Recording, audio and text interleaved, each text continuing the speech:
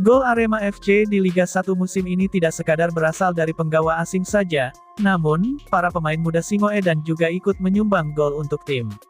Tercatat, ada 4 Young Guns sukses mencatatkan namanya di papan skor sampai pekan ke-27, mereka adalah Arhan Fikri, Hamzah Titovani, Ahmad Maulana Syarif, dan Salim Tuharea.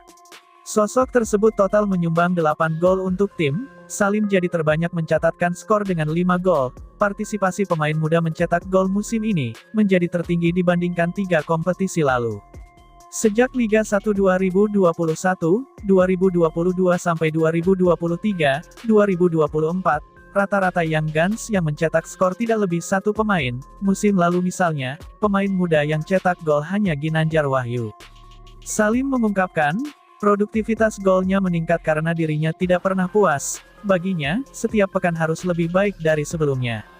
Tidak ada rahasia khusus untuk mencetak gol, saya hanya berusaha membobol gawang lawan sebanyak-banyaknya, kata Salim.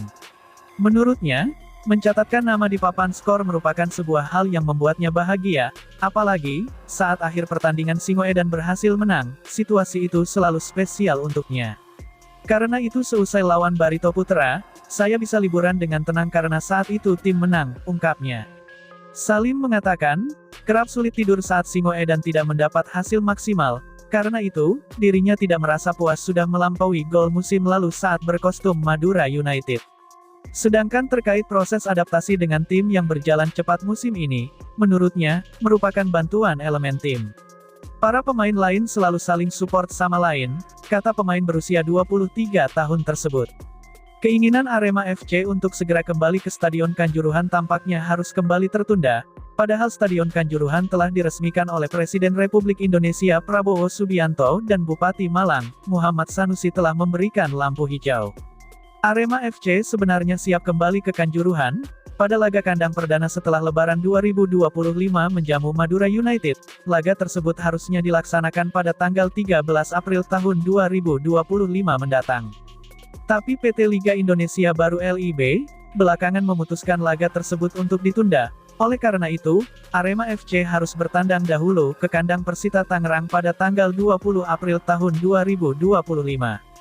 Jadi laga melawan Madura harusnya tanggal 13 April tahun 2025, diundur tanggal 24 April tahun 2025, insya Allah sudah bisa menggunakan Stadion Kanjuruhan, terang General Manager Arema FC, Yusrinal Fitriandi, pada Rabu, tanggal 2 April tahun 2025. Sementara itu, pencetak gol terbanyak kompetisi musim 2024-2025 menjadi label yang terus diburu Dalberto Luanbelo. Demi mencapai target itu, dia mengabaikan margin gol dengan Alex Martins. Bagi ex Madura United itu tidak ada yang mustahil di sepak bola, apalagi Arema FC masih mempunyai 7 pertandingan sisa di kompetisi, perinciannya, 4 laga home dan 3 away. Menurutnya, setiap penyerang asal Brasil selalu mempunyai ambisi itu, karena itu, keberhasilan melampaui gol musim lalu belum membuat Dalberto puas, dirinya akan terus kerja keras berusaha mencatatkan namanya di papan skor. Sebagai informasi, pemain berusia 30 tahun itu berada di peringkat 3 daftar pencetak gol terbanyak, dia menciptakan 14 gol dari 24 penampilan. Sedangkan kompetitornya penyerang Dewa United Alex Martins mengoleksi 23 gol dan Gustavo Almeida di peringkat 2 dengan 16 gol. Demi mewujudkan misi itu, Dalberto akan berusaha terus dalam kondisi fisik yang bugar. Menurutnya, fisik yang prima merupakan salah satu kunci dirinya tampil dengan performa positif musim ini. Saat dalam kondisi terbaik, bisa mengeluarkan semua potensi dan lebih fokus, menjadi top skor, saya ingin terus mencobanya, katanya.